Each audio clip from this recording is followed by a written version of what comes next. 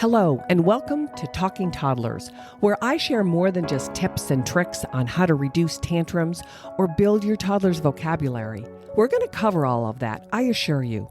But here, our goal is to develop clarity, because in this modern world, it's truly overwhelming, especially during these past 2 years. This podcast is about empowering moms to know the difference between fact and fiction, to never give up, to tap into everyday activities so your child stays on track. He's not falling behind, he's thriving through your guidance. We know that true learning starts at home, and Talking Toddlers, this podcast helps you develop that with clarity, confidence, and clear communication. So let's get started.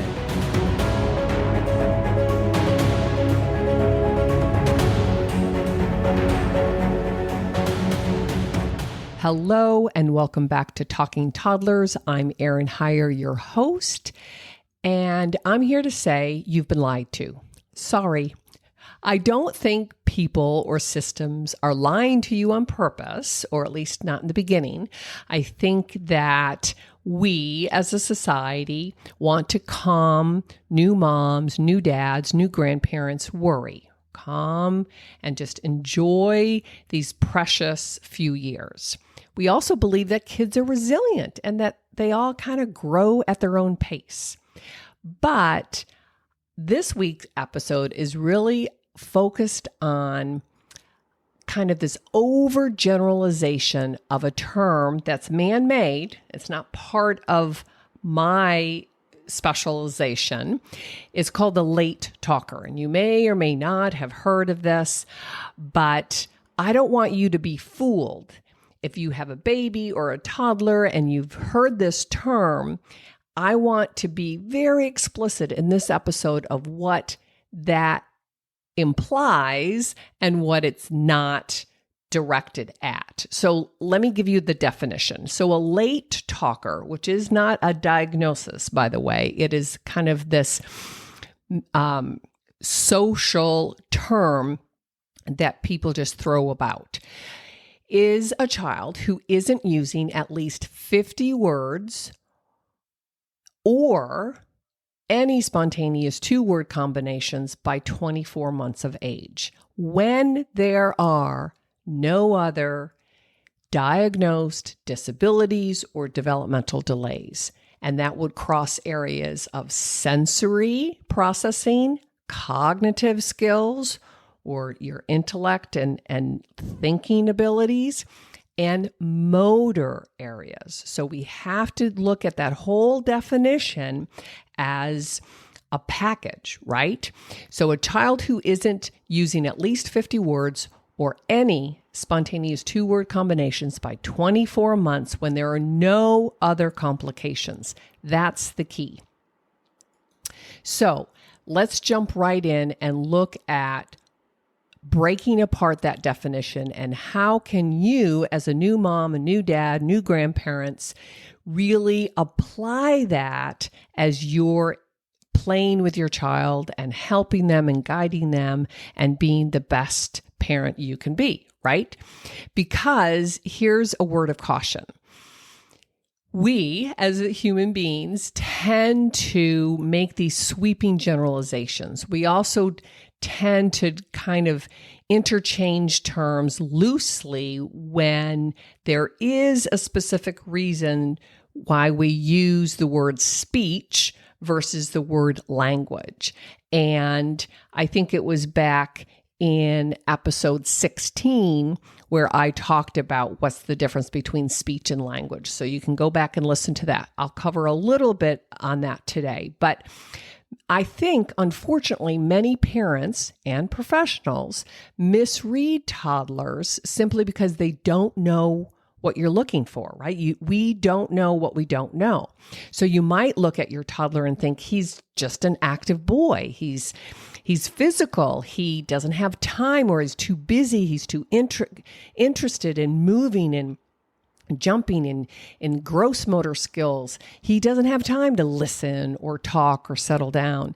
And I still hear pediatricians today say, oh, boys develop differently. Yes and no. Boys they kind of beat to a different drum. They kind of have a different rhythm or temperament most of the time. Yes, these are sweeping generalizations, but most of the time. But, and I've said this over and over and over again, we don't have different normative expectations between the boys and the girls, right? We understand that we kind of process have a different style that's different, but that 50 words at 2 years of age and 2-word combinations, we expect boys to do that. That's the bare minimum. 50 words is the low average range. That would be the 25th percentile, where if you have 200 words or 400 words, that would be the 75th percentile to the 90th percentile. So there is a big range, but we need 50 words. We need them to start putting words together with intention, and I'll explain what that means. And pediatricians are just as guilty at making some of these sweeping generalizations too. Again, I think the intention is to calm your worry, and they do believe, and it's true, that the vast majority of little kids are very resilient, but that doesn't mean that we just overlook these things.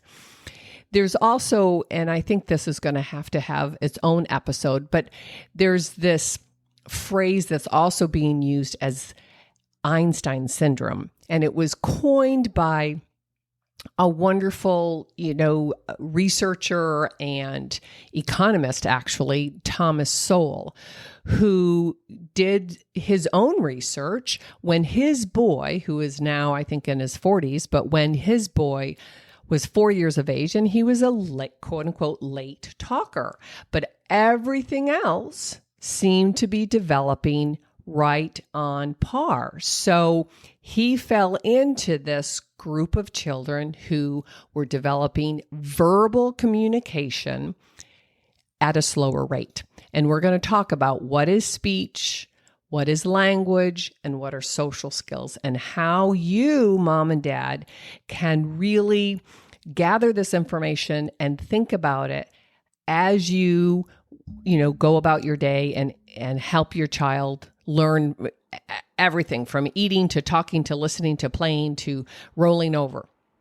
So let me break it down so you understand what these two criteria with the 50-word minimum and the 2-word utterances.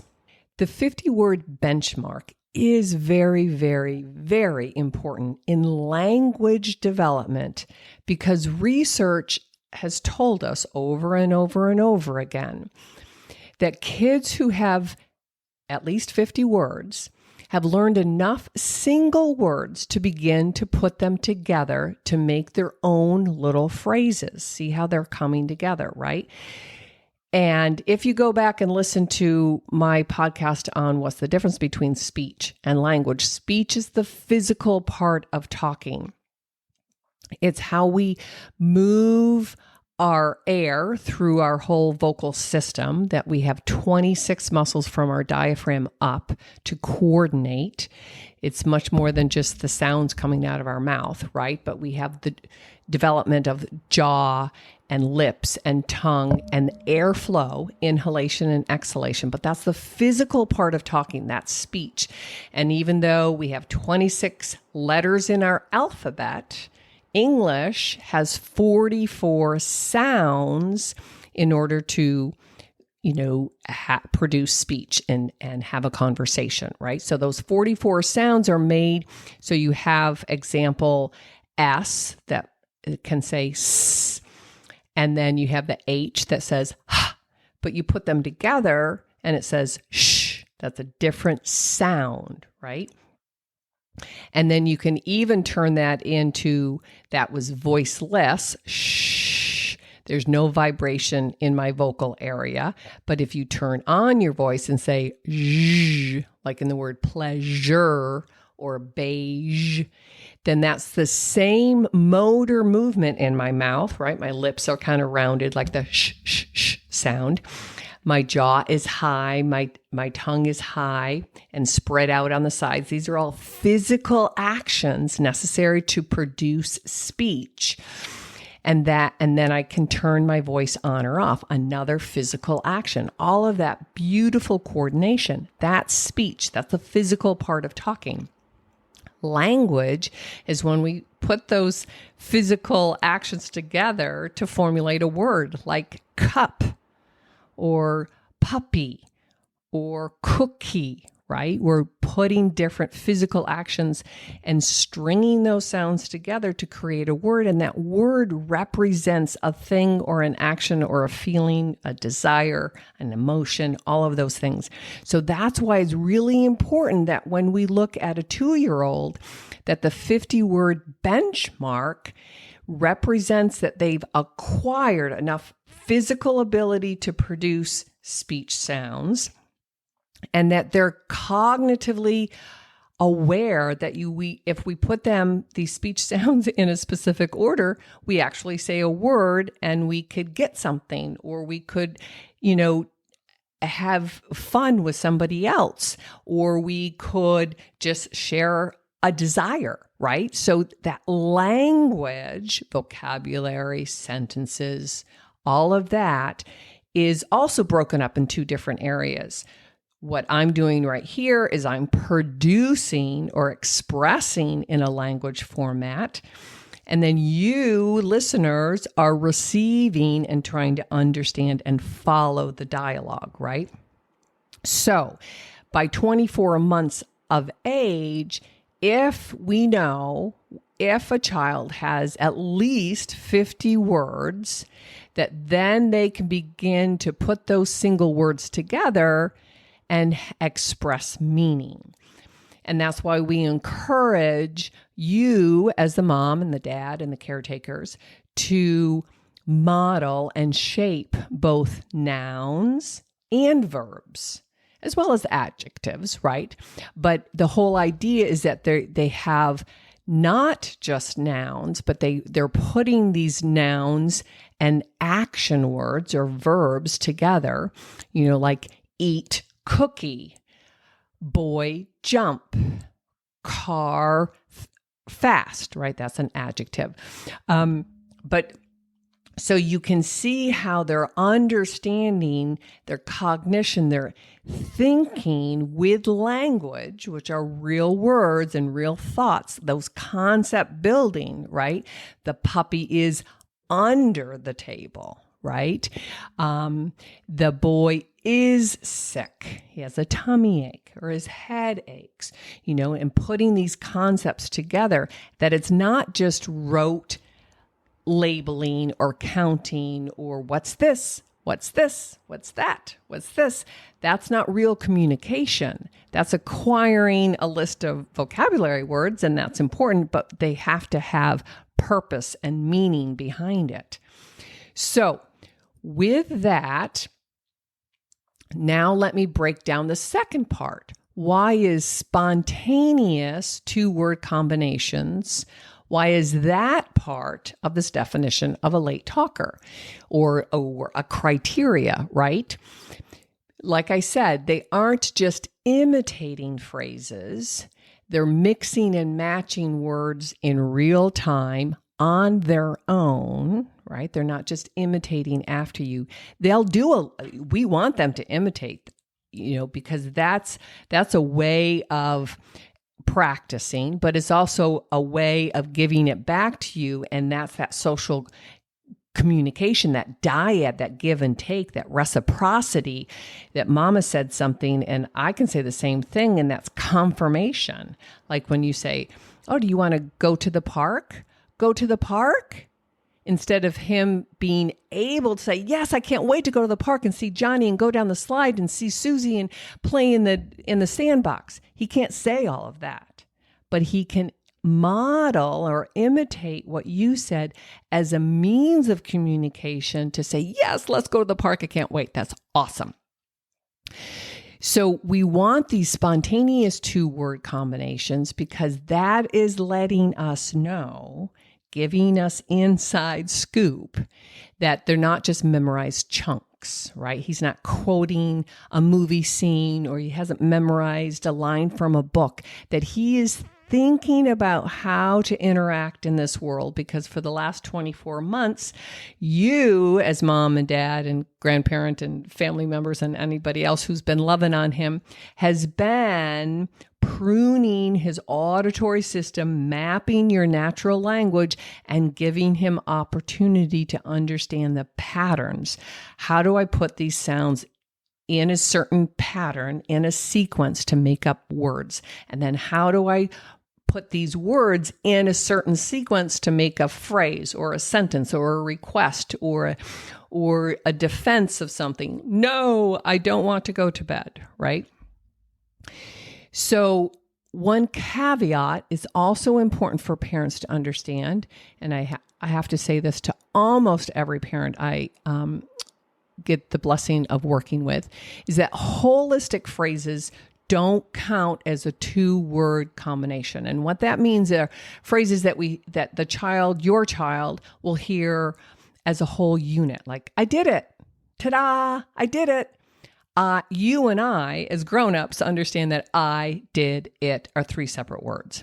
But he or she has heard that so many times, to them, that's a whole unit. That's one word, right? Perhaps it's like a compound word, like cupcake or baseball, right? Or words like, what's that? Or social phrases like, oh, thank you, or all done. Those don't count as spontaneous two-word combinations. They're holistic or one word in concept, right? And so just keep that in mind as you're playing with your kids and you're really trying to analyze and gather data, because that's what you do, that it's important that when these spontaneous two-word combinations start to blossom, that it's not a social phrase or a holistic unit, right? And as I think about it, let me go down this little tunnel. It's not a real rabbit hole, but let me give you a little science or neuroscience and language development so you understand why that's important, why those holistic words or all gone or thank you are not considered at this stage two separate words. Because like I said, you, for the last 24 months, have been coding speech and language. His or her, your beautiful child's brain is wiring, and those neurons are coming together and finding patterns and developing pathways, right, to your spoken language. They hear something, they practice, they do a lot of vocal play, a lot of approximations. They're putting these patterns together. And that's part of the coding of word structures. Like I said, you put these certain sounds that are physical entities of moving my articulators in a certain order to create certain words, right? One of the primary reasons why this is really, really, really, really, really important, because we're building that auditory pathway, the auditory cortex, how the brain hears all of the spoken language and then builds a system out of it, right? And just a side note, primarily between birth and somewhere around their 11th birthday, but they have a right ear dominance for spoken language because it goes in that right ear and it gets mapped on is cross ipsilateral, right? It crosses the hemisphere and it codes language, words, vocabulary, structure, all of that in the left hemisphere. It's not that they're not using their right hemisphere. They are. Remember I said that's a brain myth that we do have a hemispheric dominance, but it doesn't compartmentalize that easily. And we use all of the brain all of the time, right? It's kind of this network system within a system within a system. But it's really, really important just to kind of pocket this idea in the back of your head as a new mom or new dad, because you're coding spoken sounds and words much, much later on, that will help them break the code to literacy, to reading. When they're 4 or 5 years age and we start to then look at some of those pre-literacy skills, we will ask them, oh, how many words do you hear in this sentence? The cat is black. And they have to count out the words. I would say it a little bit more smoother. I would say the cat is black. Can they auditorily process and understand where one word ends and the next word begins? That's that word structure that we talk about. And then they have to then have enough auditory strength and flexibility to then decode or segment how many sounds do you hear when I say cat. And I don't stretch it out in the beginning. I don't say cat. I say how many sounds are in the word cat. And they have to break it down to k-at. That is all strengthened, that skill. This is why we say reading and writing literacy is a man-made skill, and it is superimposed, it's built, it's developed on top of spoken language. And that's, a whole nother series of conversations. But I want you as the new mom and the new dad to understand you're building this foundation to auditory processing, to speech and language. Speech are the sounds, language are the words, phrases, sentences, structure, all of it, right? So that's why it's really, really important that we understand how this human communication system develops over time. And so when a child is a late talker, one of the things we know, even if they catch up by the time they enter kindergarten, we know that they just end up in a different risk group for reading and writing problems. It does not mean that there's a one-to-one correlation. It just means that they have a higher chance of struggling with breaking that code and learning how to really become a fluent reader. And so that's just a side note, a little tunnel we went down, not a big dark rabbit hole, which I can in the future.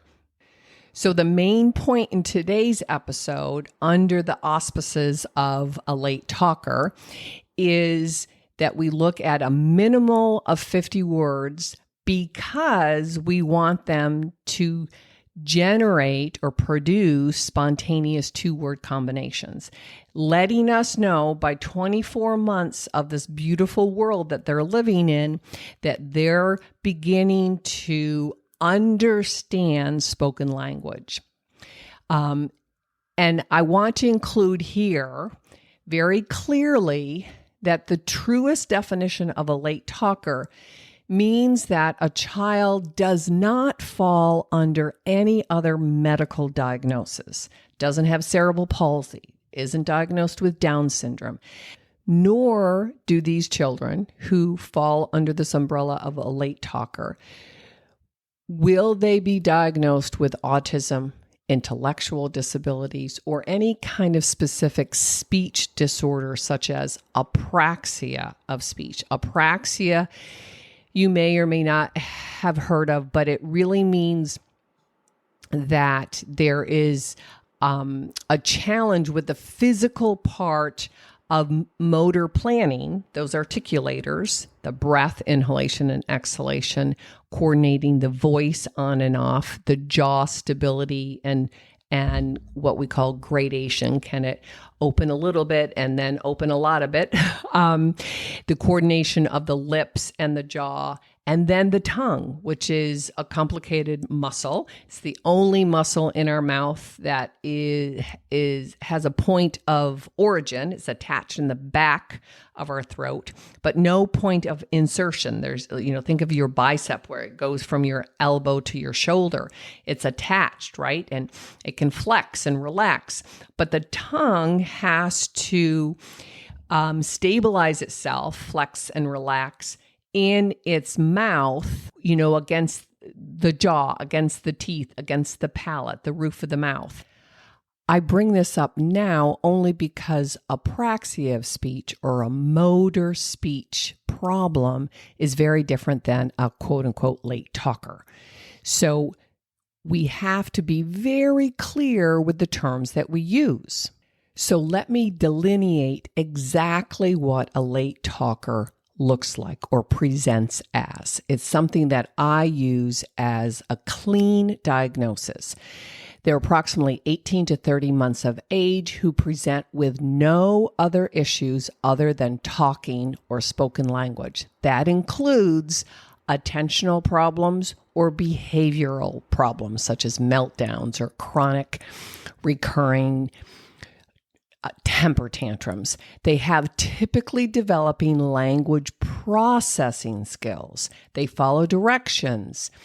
They are able to identify pictures when you're sharing a book. They know body parts. They understand routines. They get excited when they see you reach for the dog leash or reach for your car keys. They know and understand what that behavior or gesture means. There are no motor skills issues. They rolled over on time.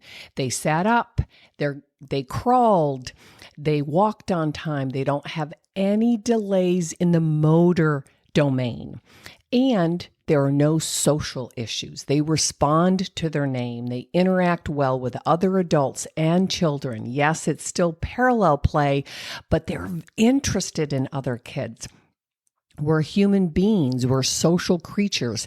They're intrigued. If somebody's over there digging in the sand, they're going to go over there and explore side by side, but they're interested in being with other children. They tolerate and understand transitions and change. You can explain to them, oh, we can't go to the park today. It's raining.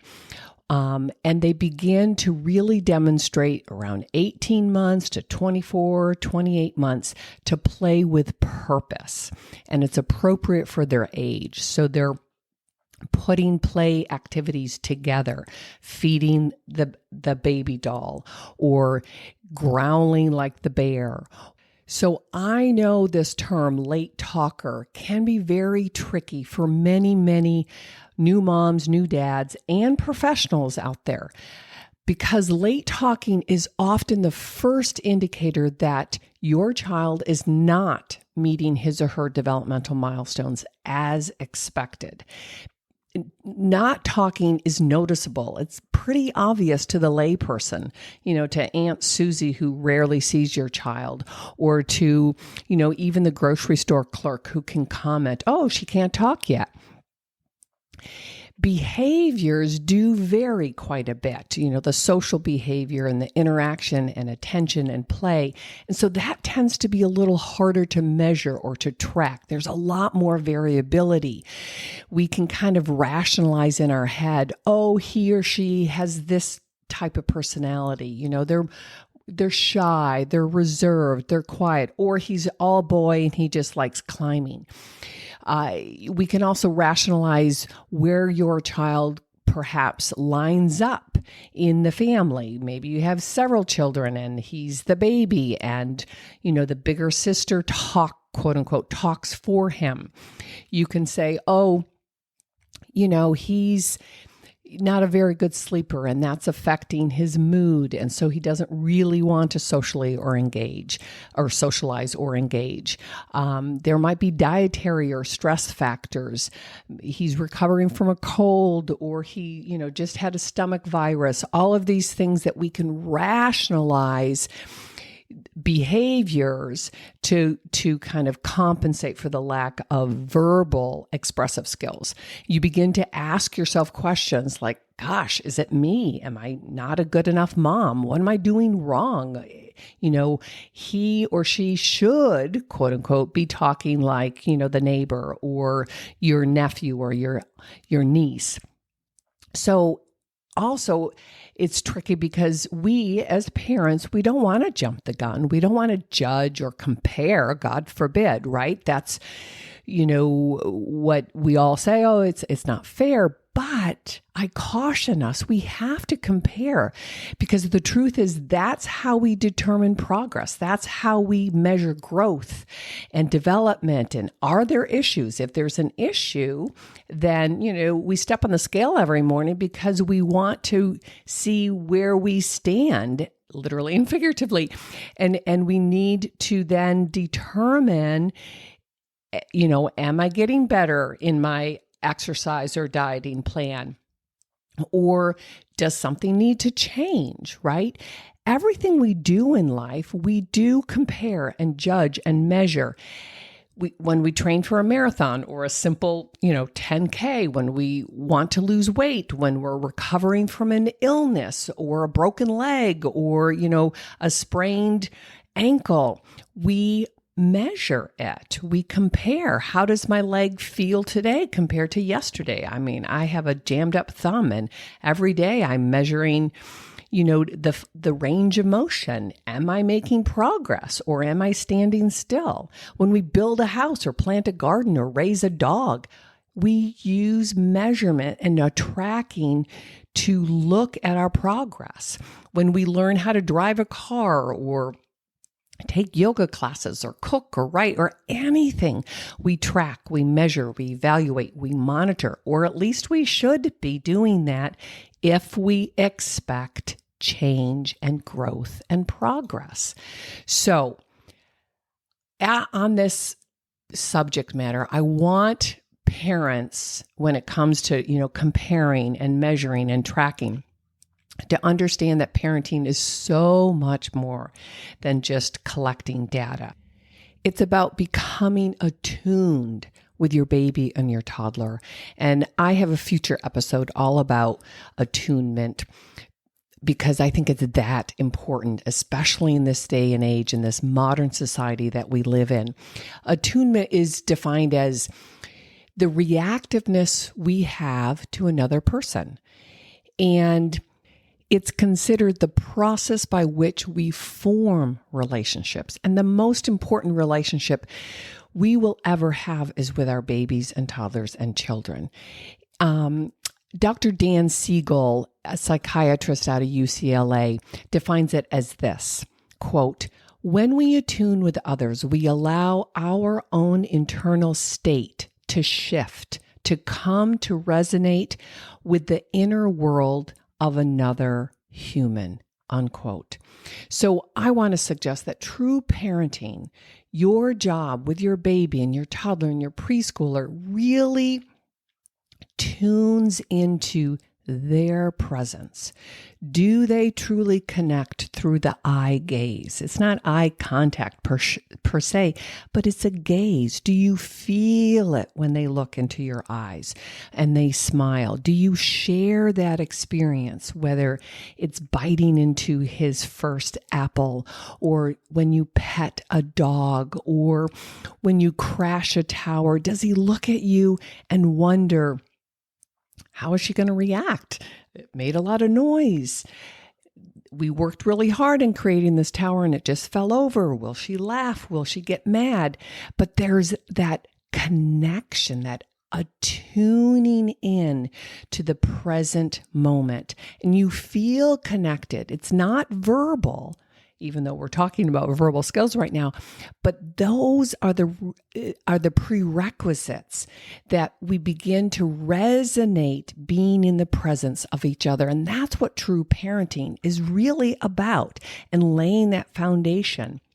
And if you haven't already listened to episode 2 and 3, when I started this podcast last May or April, I guess, I really talk about the must-haves before the first words. And it's really about attunement, engagement, connection. And that's what you need before your beautiful toddler will start using these single words and 2, 3, 4, 5 word combinations, right? But it's really about figuring out where they are in this human connection and then build up from there. So back to kind of the classic definition of a late talker, right, where there's expressive language and speech delay.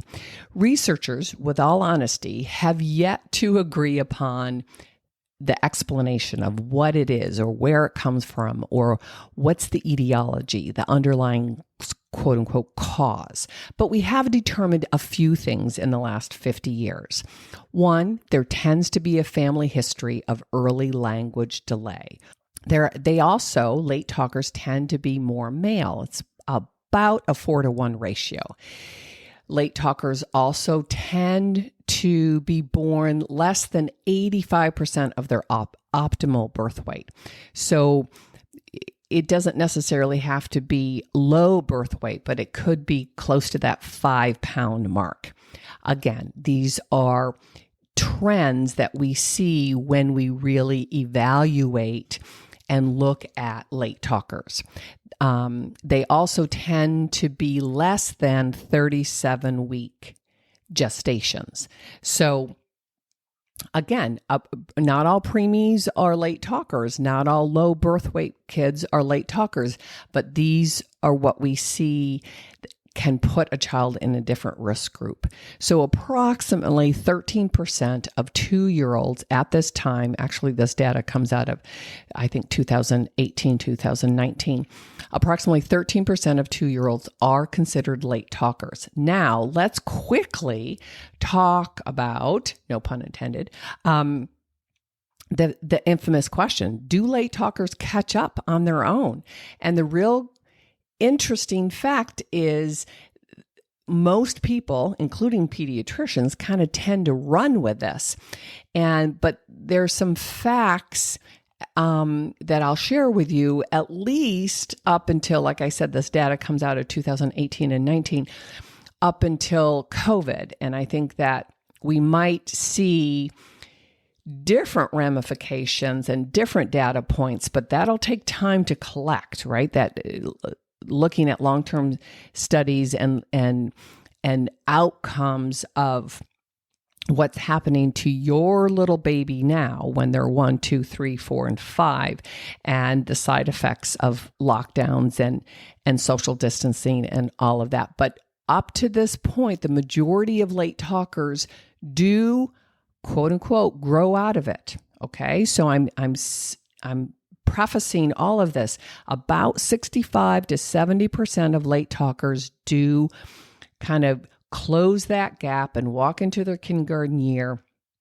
and really present as very capable 5 or 6-year-olds, right? But you flip that data point and you have to realize, okay, well, 30 to 35% don't. And that's the tricky part. We don't have any way to predict which child will and will not catch up on their own. We can't differentiate which group your toddler may or may not fall into. And that's the hard part. And I think it's, really speaks to you as the parent need to determine what you're comfortable with and what you're willing to risk or which path you want to go by. So let me include some risk factors that help us as therapists and developmental specialists tease apart who may or may not continue to have language learning problems. So here's a list, and the final 3 are the most important, but they're typically, if a child has a history of being quiet as an infant, very little babbling, a history of middle ear infections, that's another risk factor, limited number of consonant sounds. So they have to have different consonant sounds, not just the ma, ma, ma, or da, da, da, or ga, ga, ga, a wide variety, and they have to be playing with it. Does not link pretend ideas and actions while they're playing. Like I said, feeding, the teddy bear, or driving the car up the couch and flipping over, or, using a block as a telephone, or, mixing food and baking it in the oven. And you don't have to have all of these toys per se, but in my play setting, I don't really have a bake oven, but we use the bottom of the high chair as the oven, and I make the clicking sound for turning it on, and then we wait. And if a child can do that with me, then I know that social pretend play is developing really, really well, and that's an excellent sign. A child who doesn't imitate or copy words, doesn't imitate after you when you say, cracker, and they say cracker, and they want to be able to engage with you, uses mostly nouns. Remember what I said, that you need that minimum of 50 words, but in order to put 2-word utterances or 2-word combinations together, you have to have nouns and verbs. They also have difficulty playing with their peers, so that early socialization, and it's not so much that they're going to, share or take turns when they're 2 or 3. But they're going to be interested in playing side by side and doing similar things in the sandbox or climbing up the slide or taking turns swinging. They want to be in close proximity with other children. A family history, that's key. Language or learning, reading, academic challenges, if dad or mom or uncle or auntie or cousins, then that's a piece to the puzzle that we have to consider. Also, mild comprehension delays, understanding mild. So if there's really intermittent with responding to their name, or if you really remove all gestures, like if you typically point to the coat and say, oh, go get your coat and meet me on the front porch and we'll go, to the market. If you don't use those gestures and you just literally tie your hands behind your back and say, where's your coat? Can you go get your coat and meet me on the front porch? So that's 2 steps, get your coat and meet me by the front porch. So you really have to, again, step back, be the analyzer. You're collecting data, but you're also being in tune with him. And if he's, in the middle of eating, chocolate ice cream and you ask him, to go get his coat, he's not going to engage with you because he's involved with eating something delicious. So you have to put it in real context too. And then the final one is that they use very few gestures to communicate. And I've talked about this before, that there's this great, and I'll have a link below, a great outline of 16 gestures by 16 months. And those last 3, gestures to communicate, a mild comprehension delay, and then a family history. Those 3 really are high on the list for, risk factors when I'm looking to tease apart and determine how risky is it to wait and see, or what do we need to do, and many times when parents come to see me, they might not jump right into therapy. I can give them a list of things to do, monitor at home, kind of increase or embellish your one-to-one time and your playtime, and then we'll monitor. Call me in 3 months, call me in 6 months, because the truth is these kids grow and develop quickly. So your child 3 months from now should be strikingly different, and that's important too. So the purpose of this particular episode is to be very clear with what a quote-unquote late talker looks like and what he doesn't look like, right? When there are other issues involved, then they don't fall under that umbrella. And my whole goal here in this whole podcast series is for you, mom, mostly, but dads and grandparents and everybody else that are involved in this beautiful child's early growth and development, can proceed, parent, advocate, guide with confidence and clarity, because there's a lot of confusion out there. And like I said, sweeping generalizations, overused terms, and I want to give you clarity.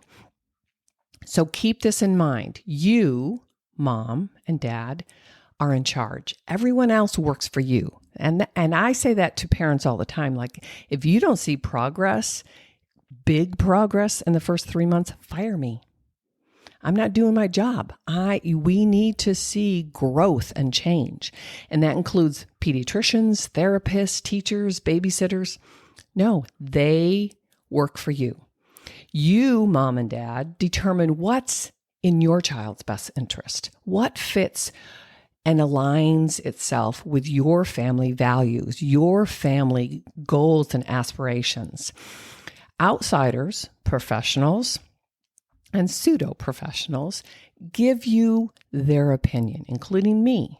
This is my professional impression. This is what I've learned and experienced in the last 35 years. I've studied this stuff, and then I've applied it in real time with real families. And I can just give you my recommendations. And I've said this thousands of times.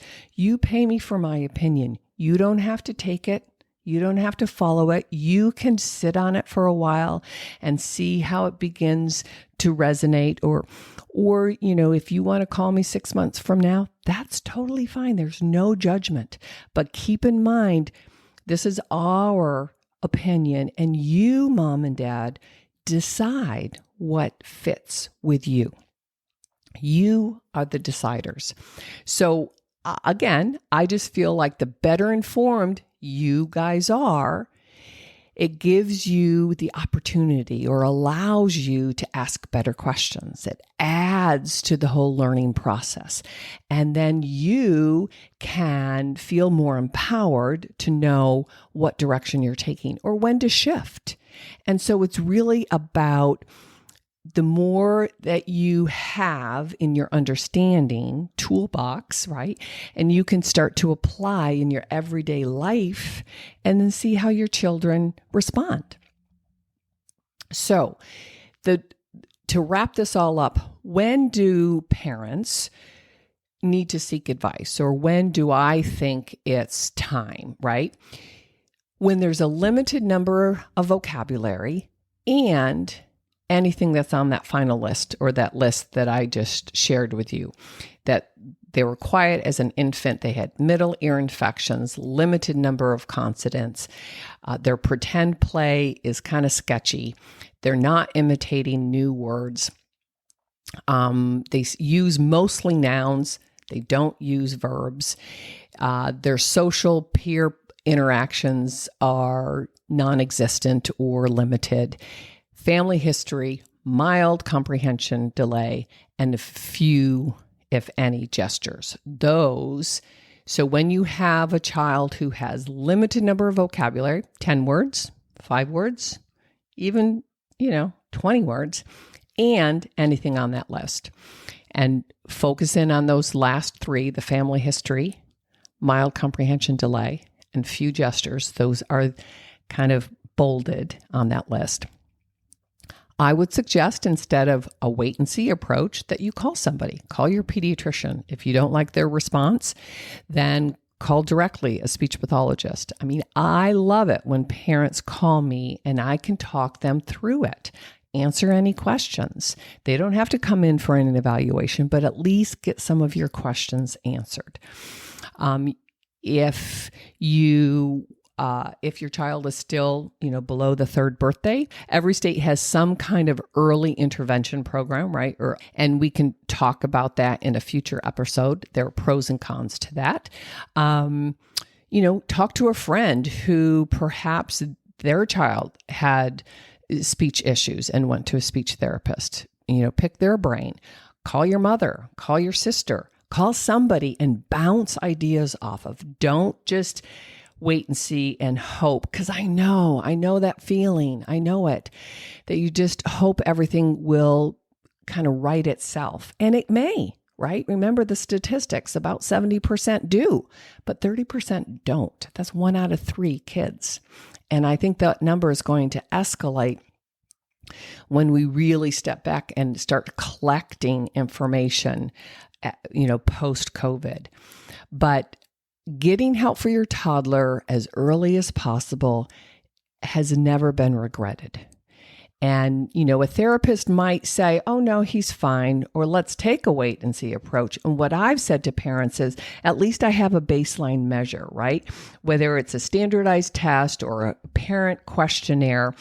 And I would record my initial couple of episodes or couple of sessions, and I have that data.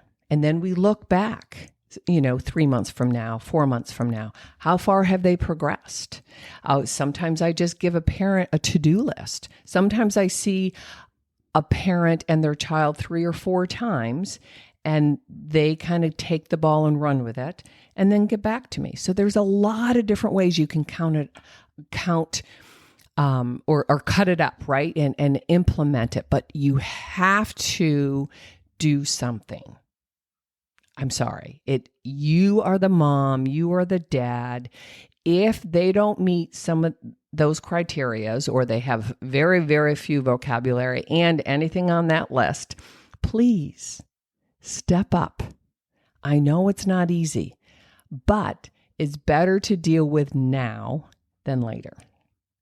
So, yes, there are pros and cons, and we can talk about each scenario at a different time. But meanwhile, if you call and you get put on a waiting list, don't just wait.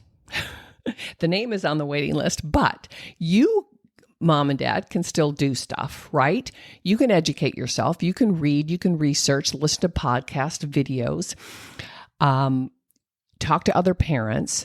And this, I'm really excited. Come January and February, I'm launching some new programs that you will have access to. But you can go back and listen to previous episodes on here. Like I mentioned, episodes 2 and 3, the must-haves before those first words kick in. You can also look at episodes 7, 8, and 9, where I really explain the relationship between chewing and eating, development skills, and speech, which is that motor part of talking, right? And then, if you haven't listened to episode number 15, where I talk about parental essentials, where if I was a new parent, if I was exactly in your shoes today, what would I focus on? And that'll give you good insight too. Okay, so thank you very much once again for your precious time. If you're finding benefit to these episodes, please share with friends and family. And don't forget to subscribe. You don't want to miss any episodes, but also take a minute, if you will, to leave an honest review and help with my rating and understanding of how I can extend my reach, connect with more moms just like you, but also find and build content that's important to you. If you give me feedback, then I can direct the flow of these episodes. I'm on a mission to reach 10,000 moms just like you, new moms, moms who have questions, moms who worry, moms who have confusion, find that clarity and make 2023 the best year ever. If you're ready to take charge, I'll do it with you. So happy holidays. I think this episode is coming out toward the end of the year, and I'm so excited to be here with you all. God bless. Bye-bye.